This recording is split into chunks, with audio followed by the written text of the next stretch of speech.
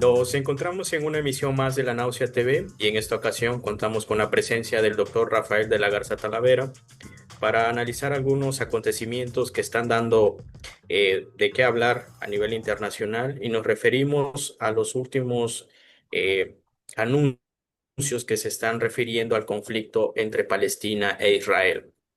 El día de ayer viernes, el movimiento palestino Hamas manifestó su disponibilidad de aceptar el plan propuesto por el presidente Donald Trump para llegar a solucionar el conflicto de la Franja de Gaza. Y tras esa decisión, el grupo palestino y la comunidad internacional se mostraron con cierta esperanza de poder llegar a buen puerto y poner paz. También lo pondría entre comillas a esta región. Estos nuevos acontecimientos, pues, fueron acogidos, si bien es cierto, con gran satisfacción por la comunidad internacional, pero también anteceden a una serie de eventos que lo hemos analizado en la Náusea TV. Es un proceso que lleva prácticamente 2 años. Precisamente estamos a 3 días de que eh, se lleguen a 2 años de este conflicto que no se ha puesto fin y tendrá todavía para mucho de qué hablar. En este mismo contexto, quisiera señalar que por lo menos países hace unas semanas, por ejemplo, en el caso de Qatar, Egipto, pues habían realizado ciertas negociaciones para poner fin. El día precisamente de ayer, el secretario general de la ONU hace un llamado para el cese el fuego y que rápidamente esta solución llegue. Sobre todo lo interesante y que también me gustaría poner atención es que se quiten las restricciones y llegue la ayuda humanitaria. Y ahorita lo vamos a analizar un poquito aquí con Rafa sobre esta situación que se presentó precisamente esta semana entre el miércoles en la noche y el jueves, donde una flotilla de integrantes de diferentes países con rumbo a la Franja de Gaza fue detenido en aguas internacionales, violando el derecho internacional de la Armada de Israel. Y precisamente el día de ayer también es algo interesante, países que habían estado prácticamente silenciados, habían callado, ahora sí salen a posicionarse, países como Francia, Turquía, Alemania, Italia, Reino Unido, entre otros, empiezan ya a posicionarse después de este gran anuncio. Más sin embargo, días anteriores, incluso durante 2 años, habían silenciado todo lo que había acontecido, ¿no? Y antes de darle la entrada y la palabra a Rafa, sí me gustaría contextualizar a la audiencia que la guerra actual que desencadenó Israel prácticamente fue el 7 de octubre del 2023, donde el grupo Hamas pues lleva un ataque a Israel para capturar y tener rehenes para generar un intercambio con presos palestinos. Y bajo esta misma situación se generó lo que hoy tenemos 2 años que han sido muy, muy conflictivos. No solamente fue el ataque del 7 de octubre, hace unos meses también vimos esa pequeña guerra de los 12 días en el caso de Israel, donde no solamente atacó Irán, ha atacado otros territorios como Líbano, Yemen. O sea, ha sido un periodo de 2 años donde hemos visto mucha convulsión en esta situación. También hace unas semanas Israel tomó indeterminadamente atacar a Qatar, digamos, en territorio de Qatar, cuando se llevaban a cabo esas negociaciones para poner el fin. Y vemos que precisamente en el mes de septiembre también Israel llevó una ofensiva para anexar Cisjordania y en esta misma semana, como quisiera acentuar y empezar a hacer algunas precisiones, una flotilla con por lo menos más de 40, no podría decir barcos, sino más bien vehículos pequeños, tenían esta idea de llevar ayuda humanitaria. No, no eran embarcaciones que llevaban armas, sino más bien ayuda humanitaria, digamos, en seres que requiere el pueblo palestino, porque otra de las cosas no solamente es que Israel ha bombardeado y ha destruido todo el sistema de la infraestructura, hablemos en salud, educación, sino que eran productos que requieren y mucha población de Palestina se está muriendo de hambre, que también es algo que no se dice. Y Israel toma la decisión, digamos, bajo este mismo plan que tenía esta flotilla, de detener y contener esta ayuda humanitaria y muchos de estos países que ya sabían de muchos de sus connacionales silenciaron. Entre ellos está, por ejemplo, México. En el caso mexicano, hay que señalar, hay un detenido que, por cierto, es veracruzano, que estaba formaba parte de esa flotilla. Muchos países silenciaron, salvo en el caso de Italia o España, que llevaban una especie de resguardo naval, pero a pesar de eso, pues no hubo una forma de maniobrar esa violación a los derechos internacionales. Y en esta primera parte quisiéramos analizar algunas precisiones, Rafa, sobre lo que aconteció con esta flotilla.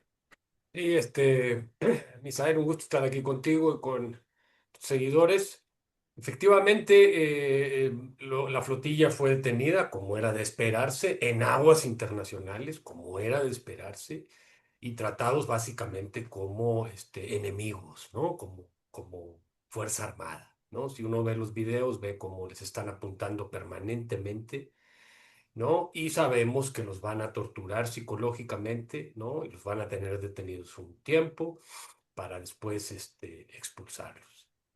Hay gente que dice, bueno, pero es que esto de la flotilla ya se sabía, en realidad, ¿de qué importa? Pues es más show que otra cosa. Si vemos los mexicanos que están ahí, pues creo que hasta un influencer, ¿no? Personas que tienen una visibilidad pública, pero es obvio, se trata precisamente de que a través de ellos las personas estén enteradas, porque claro, estos influencers, pues imagínense la cantidad de material que subieron en los barcos, ¿no? Eso digamos que, bueno, pero el punto aquí es, bueno, si no iban a lograr desembarcar, ¿para qué fueron? Esta es la tercera vez que lo intentan, no es la primera.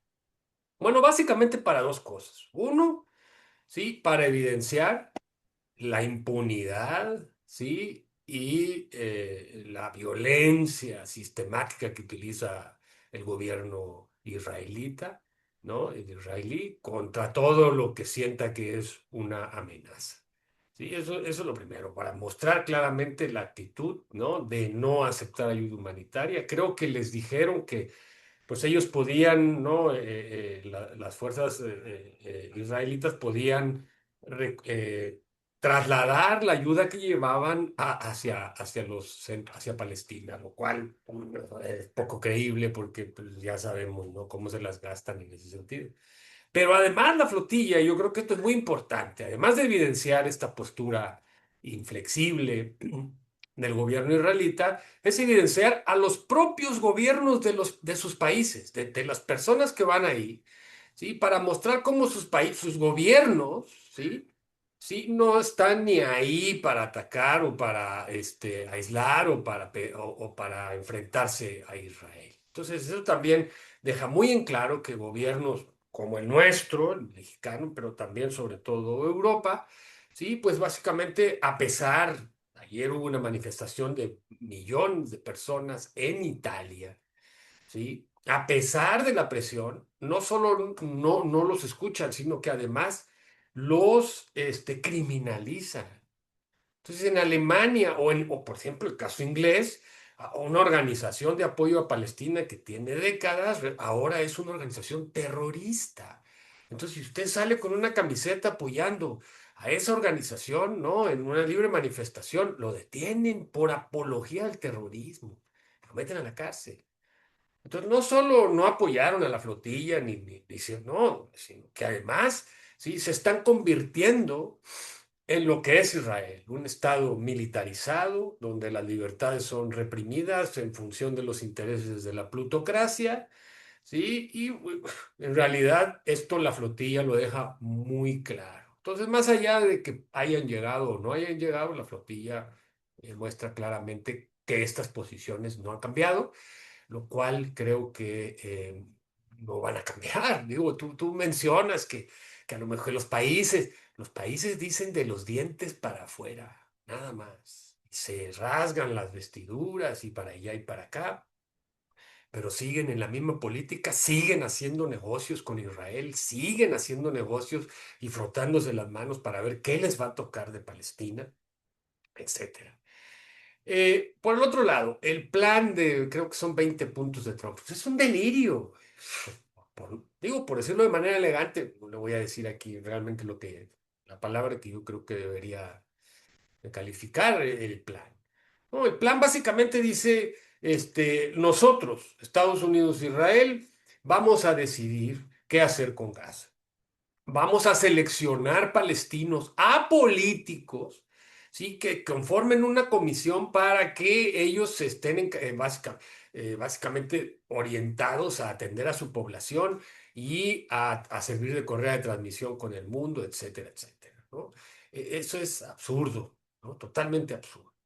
Y tú dices que, bueno, los medios dicen que jamás ya accedió. Falso. Jamás accedió parcialmente. ¿Sí? Incluso no es la primera vez que lo dice. Nos retiramos, nosotros nos vamos, dejamos de ser gobierno en Palestina. Que venga la autoridad palestina, que venga otro partido, etcétera. Sí, pero en realidad no están dispuestos. ¿Sí? Por ejemplo, otro de los puntos del plan, a que Gaza se convierta en una zona económica especial. Imagínese usted. ¿Qué es una zona económica especial? Pues un lugar donde los que mandan son los grandes inversionistas, que son los que van a controlar, ¿no?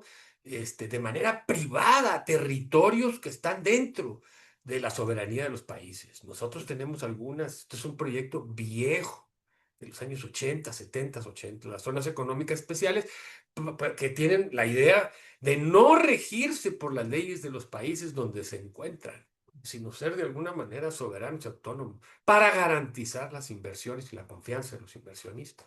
Entonces, te imagines una zona económica especial en Gaza, pues el delirio de Trump y de su hijo, ¿no? De su yerno, de hacer hoteles y campos de golf. Entonces, bueno, el plan es absurdo, no ha sido aceptado por jamás, no digamos en la mayor parte, no, no, sí, digamos, ha sido limitado. No sabemos bien a bien qué dice jamás, porque no nos dicen lo que dice jamás, no se reproduce en la prensa internacional. Entonces el plan es una quimera, es una manera de distraer. Tal vez lo interesante radique aquí ahora en la postura de Netanyahu, que hace ayer o antier mencionó a Israel, ya no el sueño del gran Israel que pretendía ir desde el Nilo hasta el Éufrates, ¿no? Quedándose con buena parte de los países de la región, sino ahora piensa en términos de Israel como la Esparta de Medio Oriente. Es decir, un país militarizado, aislado, autárquico, sí, que como sabemos, la historia espartana lo muestra, pues acabó mal. No fue un experimento que tuvo mucho éxito. Probablemente derrotaron a los atenienses, probablemente, pero eso no les garantizó la vida eterna, ¿no? Y como un país aislado, etcétera, aún en esa época no era inviable, pues ahora imagínese usted. Pero ese es el sueño, ¿sí? Una visión ahora que muestra un cambio interesante, pero que sigue básicamente bajo este sionismo revisionista, ¿sí? Del cual Netanyahu es su principal exponente, ¿no?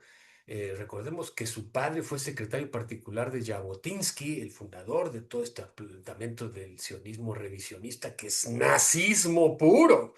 Perdónenme, ¿quién lo iba a decir? Pero pues recordemos que Jabotinsky negoció con los nazis, ¿sí? Para sacrificar a un sector del pueblo judío, ¿sí? Y sacar del conflicto a los judíos revisionistas, a los sionistas revisionistas, que eran varios miles, a costa de sí, decenas de miles de judíos. Esto está documentado y es historia. Entonces ahora Netanyahu viene a decir que no, pues ahora lo que vamos a hacer es aislarnos porque el mundo está en nuestra contra, lo cual seguramente dedujo de la última ocasión en la que estuvo en las Naciones Unidas, donde la mayoría de los países, alrededor de 70 países, se salieron. México no se salió, se quedó. ¿Por qué? Pues porque seguimos siendo, no, básicamente, no, rehenes de los Estados Unidos y su política exterior. Pero bueno, eso lo vamos a ver un poquito más detalle. Yo nada más quisiera, ¿no? Plantear estas dos cuestiones que me parecen centrales, ¿sí? Me parece que los gobiernos europeos no van a cambiar. No, no porque no quieran, ¿no? En términos de mantener su legitimidad, sino porque además los Estados Unidos no los van a dejar que lo hagan, ¿sí? Entonces son rehenes también de Estados Unidos, Inglaterra, Francia, etcétera. Posición digna la de España, que ha estado mucho más, si usted quiere, boicoteando y mostrando la idea de no negociar con Israel. Sí, y me preguntaban en un noticiario, ¿qué procede? Entonces, ¿qué hay que hacer?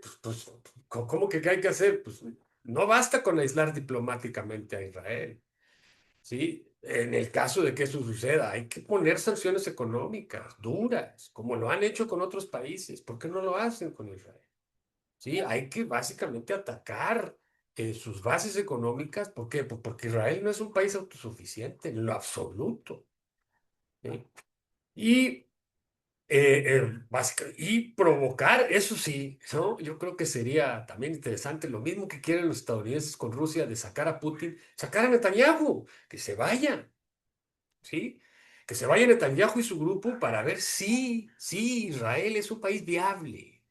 Sí, porque el sueño de Netanyahu hace a Israel un país inviable, inviable, simple y sencillamente. Entonces, bueno, estas dos cuestiones hay que tenerlas en cuenta porque más allá de que el plan vaya o no vaya, más allá de que hoy salió en las noticias del cese al fuego, ¿no? La reducción del fuego de Israel hacia Gaza por órdenes de Donald Trump. Dices, ¿de veras? ¿Quién les puede creer? Pero bueno, digamos, es una manera de distraer y seguir básicamente con su limpieza étnica, seguir con el genocidio.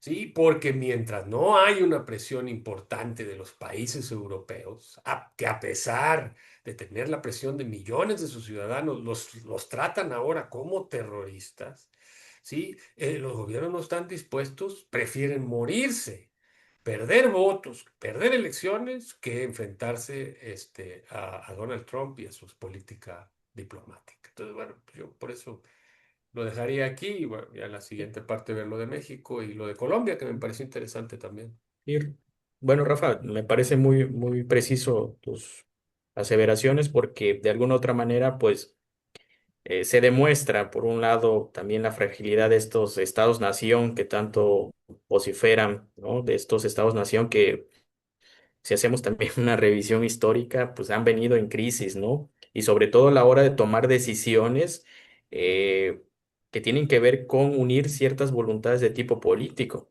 Estamos hablando de voluntades donde de alguna otra forma, si no se tocan los intereses de estos países, no actúan a sabiendas de un contexto que, como bien lo dices, o sea, no fue la flotilla, ya desde, incluso en los propios Estados Unidos, cuando empezaban las protestas en las universidades, cómo llegaban a silenciar, incluso en el propio Estados Unidos, ¿no? Y ya no se digan manifestaciones que han estado presentes en Alemania, en Italia, en Francia, donde incluso en la Ciudad de México, en Guadalajara, que también han estado manifestándose por estas acciones genocidas del pueblo de Israel hacia Palestina nos demuestra esta fragilidad, pero también esos, yo sigo sosteniendo esos silencios que hacen.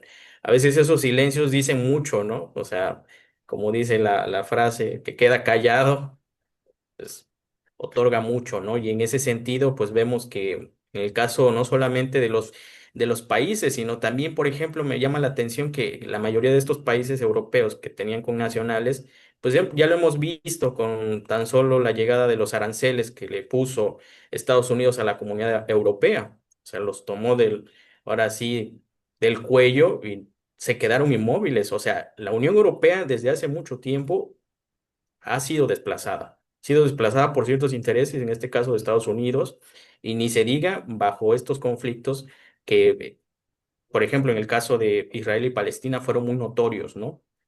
Notorios, fueron prácticamente dos países ahí que trataron de visibilizar la situación, pero de ahí en fuera no pasó nada más. No, Y en no, este es mismo, que, perdóname que te interrumpa, Misael, pero es que lo que está aquí son los intereses de la plutocracia europea. Recordemos que los gobiernos son empleados de los dueños del dinero, no se mandan solos. Y lo que vemos aquí son grandes empresas alemanas, francesas, inglesas, que tienen negocios con Israel. Sí, grandes negocios. No digamos Estados Unidos, que es uno de sus principales clientes en términos de venta de armas. Entonces, pues, esto es negocios, así de simple. y no están dispuestos. Entonces, cuando uno dice, pero pues, ¿por qué si los gobernantes tienen la presión de sus pueblos, no actúan? Porque no les importa la presión de los pueblos, lo que les preocupa es la presión de los de arriba, que son sus dueños. Esos son los que les preocupan. Y esos no les molesta el genocidio mientras siga habiendo negocios. Esto lo expuso esta mujer, ay, que siempre se me olvida el nombre, de esta mujer que tiene digamos, una misión por parte de la ONU para pues, documentar todas estas cuestiones del genocidio. Y hace como un mes sacó las empresas que están lucrando con el genocidio. Y no es una ni dos, ¿no? Pero bueno, Sí, esto es lo que yo y, quería comentar. sí, sí, claro, Rafa, me parece sí que hay que poner acento en eso porque, pues, como bien nos dices, pues esas inversiones, empresas, pues están desagregadas a nivel, pues, por todo el mundo, ni se diga para el contexto mexicano, que podríamos ya irlo enlazando como en el contexto mexicano, digamos, ese silencio, incluso en las mañaneras la presidenta habló así de manera superflua sobre lo que está pasando, porque hay mexicanos que fueron detenidos por esta flotilla y fue muy tenue, ¿no? Y en este mismo sentido, pues vamos a tratar de analizar por dónde mirar esta situación para el contexto mexicano y no solamente el mexicano, otro de los países que ha estado como muy lanzado con ciertas situaciones ha sido Colombia, ¿no? El caso colombiano que también llama la atención. Sí, sí, ayer precisamente leí la nota en donde Petro le pide a la embajada israelita que se vaya de Colombia, ¿sí? Lo cual me parece un gesto digno, consecuente con el discurso, ¿sí? Que emitió en la ONU hace 2 o 3 días, ¿sí? Porque digo, todo el mundo está de acuerdo, como tú dices, no, ¿cómo? Y Francia y en la ONU los grandes discursos, pero a la hora de la hora no pasa nada. Entonces creo que Petro ha sido consistente con su actitud, ¿sí? Y obviamente no está muy preocupado por lo que los gringos tengan que decir y Donald Trump, pues en absoluto. Sin duda que esto va a tener consecuencias, por supuesto que va a tener consecuencias, ¿sí? Pero ¿para qué quieres tener una embajada llena? Sí, de policía secreta y de espías, porque eso es lo que hace la embajada israelita. Perdón, digo, y en general, todas las embajadas, digo, las poderosas, ¿no? La pregunta es si México, ya habíamos discutido aquí en un programa anterior la actitud de Sheinbaum, la tibieza de Sheinbaum.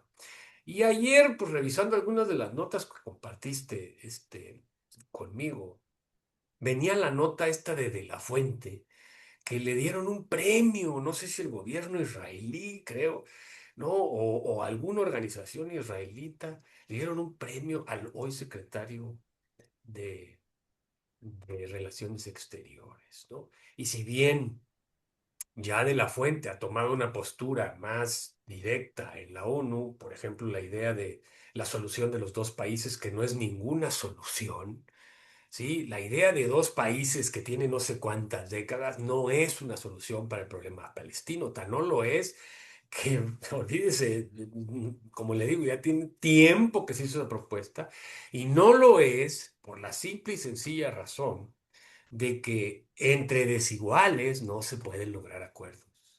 Y si tenemos un país armado, poderoso, con todo el apoyo de Occidente, y un país pequeño, débil, ¿no? Que no tiene el apoyo, pues esos dos países simple y sencillamente no pueden existir.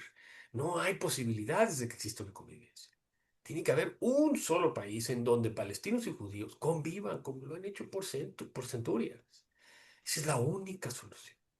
¿Sí? Pero esa es la solución que Netanyahu y la línea dura del gobierno israelita no va a aceptar y que históricamente nunca ha sido aceptada.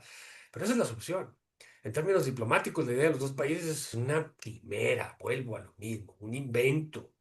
¿Sí? Y por más que digan ahora los países de la ONU que reconocen a Palestina como un país, lo cual me parece colmo el cinismo, ¿sí? No es con reconocimientos como se va a lograr que la situación cambie y que el genocidio termine. Así de simple. Entonces, bueno, México en esa nota pues, nos muestra a un individuo que está de alguna manera con conflictos de interés, porque por lo visto tiene una muy buena relación con el gobierno israelita, ¿sí?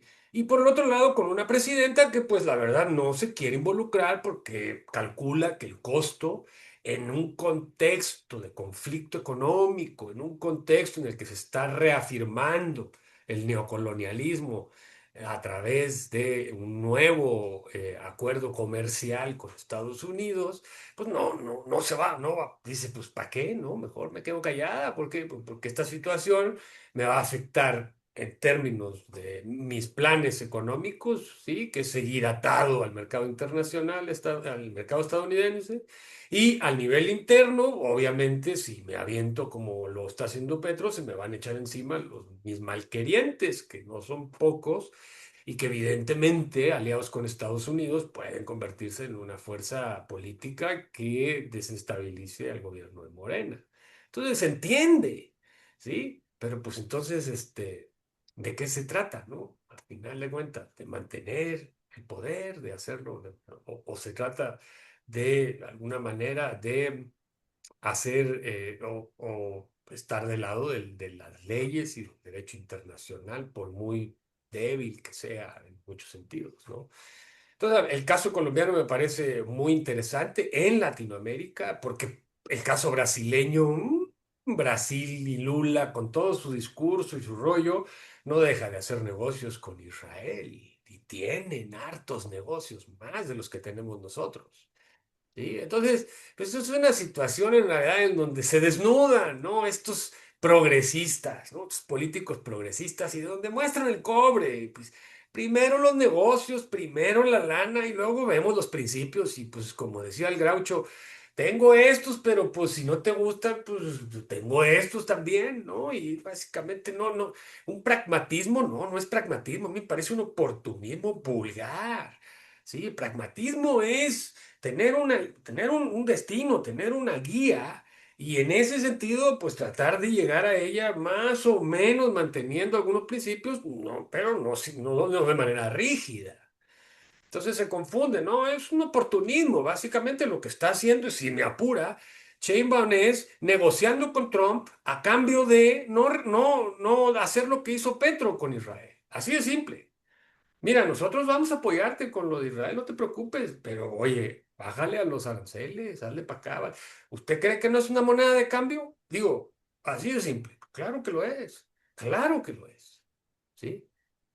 Que, que no sabemos, en realidad estoy especulando, pero así se manejan las cosas, dando y dando, y yo te doy, tú me das, y para allá y para acá, etcétera, ¿no? Entonces, Sí, digo, sí, así es, Rafa. Me parece muy interesante lo que has mencionado porque tan solo para acotar este dato que me parece muy interesante, que en el 2015 precisamente lo que dices el secretario de Relaciones Exteriores, el canciller Juan Ramón de la Fuente, pues recibe este premio, el premio Jerusalén, por cierto, otorgada por la Organización Sionista Mundial. Y me acuerdo que generó mucha polémica porque él era rector de la UNAM, o sea, no nada más era, digamos, cualquier persona. Y cuando se lo... infausto rector, traidor a los principios de la universidad. No, bueno. Y pues Morena lo Sí, sí, premia. claro.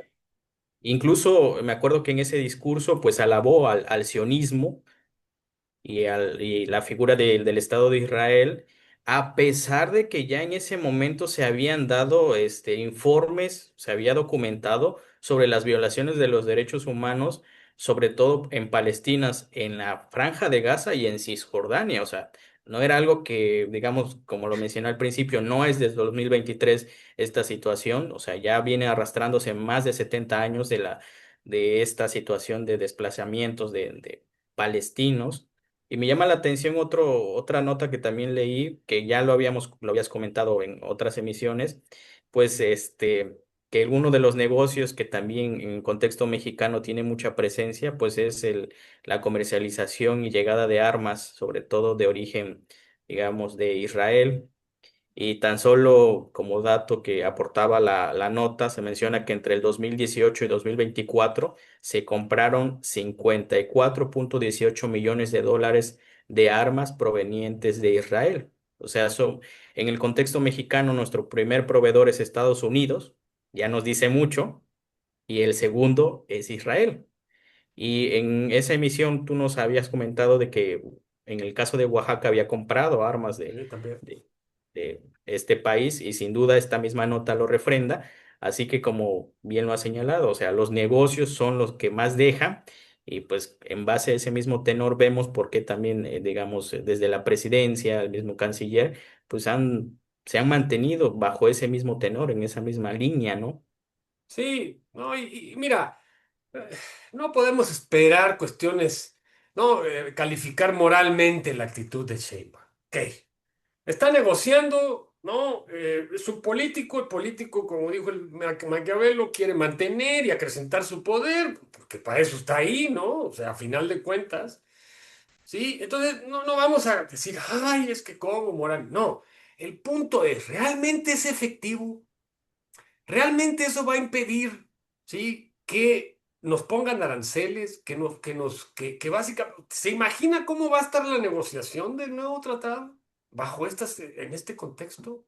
¿Sí? O sea, el punto es la eficiencia del asunto en términos políticos. No yo le digo, en términos morales, pues ¿para qué? Si ya sabemos que los políticos tienen que ser amorales, si no nos darían ahí. El punto es si son eficaces y resuelven o no resuelven. Y ese es el punto. Yo no creo que eso le vaya a servir ni a Sheinbaum ni a México para tener una postura de negociación más fuerte frente a Estados Unidos. Olvídenlo. La única manera de tener una postura más fuerte frente a Estados Unidos es empezar a comerciar más con China. Para decirle a los gringos, o me das mejores condiciones o me voy. ¿Sí? Y poner realmente y utilizar el contexto geopolítico que estamos viviendo como un elemento de presión para poder de alguna manera, en la medida de lo posible, ¿sí? Negociar con Estados Unidos. No se trata de pelearse con ellos, no, ya sabemos que no nos podemos pelear con el vecino. Nos van a invadir. ¿Usted cree que nos van a invadir? Digo, no se pase películas, por favor. No, ya no Sí, tienen ¿no? ese poder. En fin, Sí, sí.